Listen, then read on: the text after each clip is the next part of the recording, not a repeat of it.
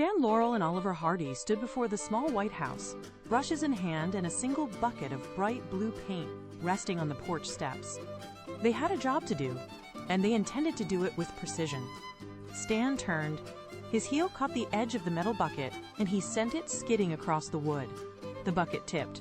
A thick, vibrant wave of blue paint surged out, splashing across the porch boards. Stan took a step back, his boot landing directly into the center of the puddle.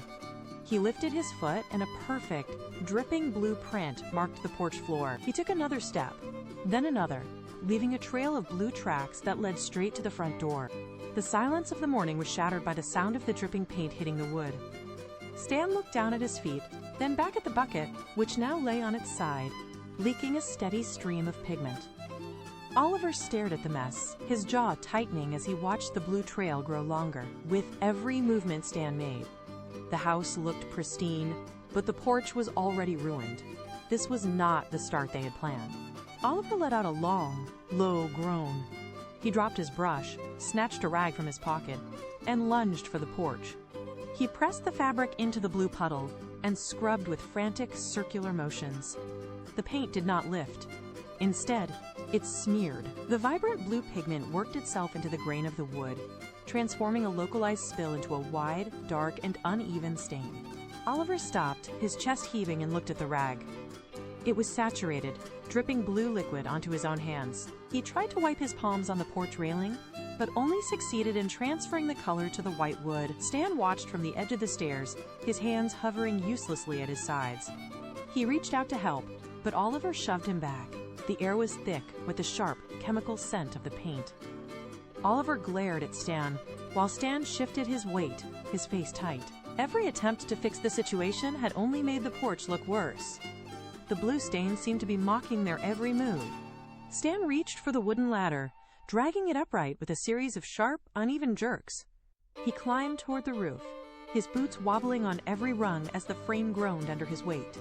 Oliver stood below, gripping the ladder legs with both hands, his knuckles turning white as he braced for a fall. Stan stretched his arm toward the gutter, his fingers straining to reach the edge. Suddenly, his grip failed. The brush slipped from his hand, tumbling through the air in a slow, deliberate arc. It landed squarely on the center of the brim above Oliver. A thick glob of blue paint slid down the front, coating his nose and ears in a viscous, dripping layer. Oliver stood frozen, his eyes wide. Stan bit his lip, his shoulders shaking with the effort to hold back a sound. A loud, sharp snort escaped him, followed by a wheeze of suppressed laughter. Oliver wiped his eyes, his face turning red beneath the smear of pigment. He pointed a shaking finger upward and shouted at Stan to focus. They swapped places with a series of clumsy, uncoordinated movements. Oliver climbed the ladder this time, his movements stiff and cautious, testing each rung before committing his full weight. Stan stood below, tasked with holding the base steady, his eyes fixed upward with a look of intense, forced concentration. The silence of the yard was broken only by the rhythmic creak of the wood. Then, a yellow butterfly fluttered past Stan's nose. It dipped and looped, a bright spark of movement against the dull wall. Stan turned his head to track its erratic flight, his gaze drifting away from the ladder. As his focus shifted, his hands loosened their grip on the metal frame. The ladder, unsupported and top-heavy, began to sway. It tilted left, then right, gaining momentum with every oscillation. Oliver flailed, his arms windmilling in the air as he fought to keep his center of gravity. He gripped the sides of the ladder, but the metal frame continued to sway violently. The base skidded across the uneven ground, sliding away from the wall. Stan scrambled to regain his grip, but his fingers slipped. The structure tipped toward the point of no return. The ladder gave one final, agonizing groan before it surrendered to gravity. Oliver's hands clawed at the air, his fingers grazing the rough wood of the gutter, but he found no purchase. He plummeted backward, his body rotating through the air in a clumsy, uncontrolled arc. Below, the metal frame slammed into the ground with a deafening, metallic clang. Oliver landed directly into the center of the open bucket. The impact was absolute. A massive wave of blue pigment erupted upward, drenching him completely, before cascading over the edge to coat the surrounding grass. Stan stood frozen, his mouth hanging open, as a secondary splash caught him square in the chest. The thick liquid dripped from their hair, pooled in their palms, and saturated the ground beneath them. They sat in the center of the blue wreckage, motionless. The silence of the yard returned, heavy and thick, with the smell of fresh paint. Oliver blinked, clearing a glob of blue from his eyelashes, and looked at his hands. Stan looked at Oliver, then down at his own saturated limbs. A single, wet drip hit the grass. Then another. Stan's shoulders began to heave. Oliver's face contorted, his mouth twitching, until a roar of laughter finally erupted from his chest. They sat there, two figures transformed into statues of blue, shaking with mirth. The laughter died as a car engine cut out at the edge of the driveway. A door slammed. The homeowner walked around the corner of the house and stopped dead. Her gaze traveled from the blue-stained grass to the ruined porch, then settled on the two men sitting in the center of the wreckage. She did not move. She did not blink. The air tightened. Stan scrambled to his feet, desperate to offer an explanation, but his heels found no traction on the slick, painted surface. He lost his balance instantly, his legs flying out from under him. He slid across the wet grass like a stone on ice, coming to a halt only when he bumped into the base of the house. He lay there, limbs splayed, staring up at the woman.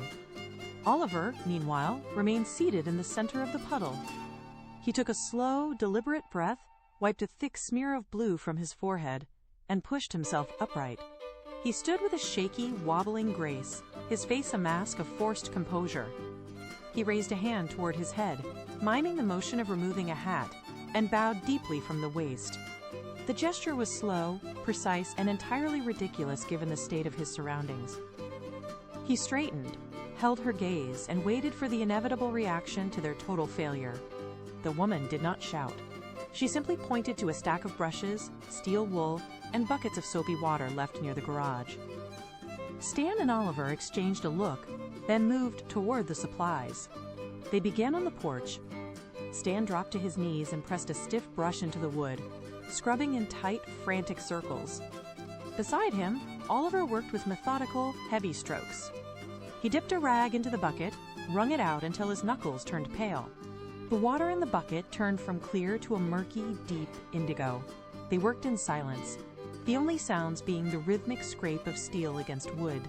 Every time a patch of blue vanished, they moved to the next. They scraped the siding, they scrubbed the steps. The sun climbed higher, casting long shadows across the yard, but they did not stop. They focused entirely on the surface before them. With every pass of the brush, the blue stain retreated, revealing the clean white wood beneath. They were no longer clumsy. They were machines of restoration. The final brushstroke landed on the corner of the wall, just as the last sliver of sun dipped below the horizon. The sky turned a deep, bruised purple, casting a soft light over the freshly painted exterior. Stan stepped back, his chest heaving, and wiped a bead of sweat from his brow. The house stood pristine, the blue paint smooth and uniform, covering every mark of their earlier disaster. The lawn was clear of debris, the buckets were stacked neatly, and the tools were wiped clean. The homeowner stepped out from the doorway. She walked the length of the porch, her eyes scanning the siding, the trim, and the floorboards. She stopped at the front steps and looked at the two men. She reached into her pocket, pulled out a small envelope, and held it out. Oliver stepped forward, took the envelope with a slight nod, and tucked it away. The house was finished. The debt was paid. The gravel crunched beneath their feet as they turned their backs on the house. The streetlights flickered to life, casting long, dancing shadows that stretched out before them. Stan stopped to inspect his hands, which were still dotted with stubborn, bright blue flecks that refused to wash away. He held them up, wiggled his fingers, and let out a soft, characteristic chuckle. Oliver glanced over, saw the remaining paint, and shook his head with a resigned, knowing grin. They fell into step, their movements synchronized and light. The weight of the day had vanished, replaced by the restless energy of men who could never stay still for long. Stan gestured toward the horizon, his voice rising with excitement as he began to outline a new, grand idea for a home repair service that involved pulleys and ropes.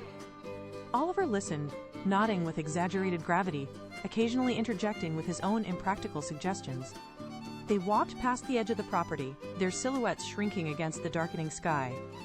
The blue paint on their skin was no longer a mark of failure, but a badge of their latest survival. They did not look back. The house was behind them, the payment was tucked safely away, and the world was wide open. They debated the merits of using a ladder versus a scaffolding system, their voices fading into the evening air. With a final, confident stride, they turned the corner and disappeared into the night, already planning the next disaster they would inevitably turn into a success.